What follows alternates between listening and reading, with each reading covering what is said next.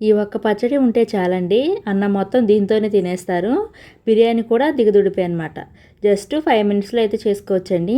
ఇక అసలు లేట్ చేయకుండా ప్రాసెస్ ఏంటో చూసేయండి. ఫస్ట్ అయితే దీనికోసం మిక్సీ జార్ తీసుకొని అందులోకి 3 ఎల్లిపాయలని పెద్దవి తీసుకొని పైన పొట్టు తీసేసి వేసుకోండి.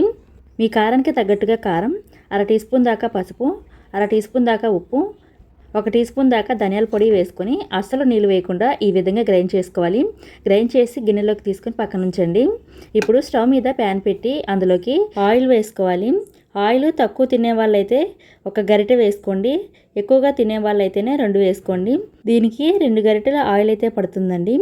1/2 టీ స్పూన్ దాకా ఆవాలు, 1/2 టీ స్పూన్ దాకా జీలకర్ర, 1/2 టీ స్పూన్ దాకా పచ్చిశనగపప్పు వేసి ఫ్రై చేయండి. ఫ్రై అయ్యాక గ్రైండ్ చేసిన ఎల్లిపాయ పేస్ట్ వేసుకోండి. అలాగే కొద్దిగా కరివేపాకు వేసుకొని లో ఫ్లేమ్లో కలుపుతూ నిదానంగా పచ్చివాసన పోయి ఆయిల్ సపరేట్ అయ్యేదాకా వేయించుకోవాలి. ఈ విధంగా ఆయిల్ అయితే రిలీజ్ అవ్వాలండి. ఇలా అయిన తర్వాత పూర్తిగా చల్లారనివ్వండి. పూర్తిగా చల్లారాక మీ పులుపుకి తగ్గట్టుగా నిమ్మరసాన్ని యాడ్ చేసుకోండి. నిమ్మరసాన్ని వేసుకొని మంచిగా మిక్స్ చేసుకోవాలి. బాగా మిక్స్ చేసేసుకొని వేడివేడి అన్నంలో వేసుకొని తింటే చాలా బాగుంటుందండి. మీరు కూడా తప్పకుండా ట్రై చేయండి. ట్రై చేశాక మీ ఫీడ్బ్యాక్ను కామెంట్ రూపంలో తెలియజేయండి. అలాగే ఈ వీడియో నచ్చితే లైక్ చేసి ఈ వీడియోను మీ ఫ్రెండ్స్ అండ్ ఫ్యామిలీకి షేర్ చేసి మా ఛానల్ని సబ్స్క్రైబ్ చేసుకోండి.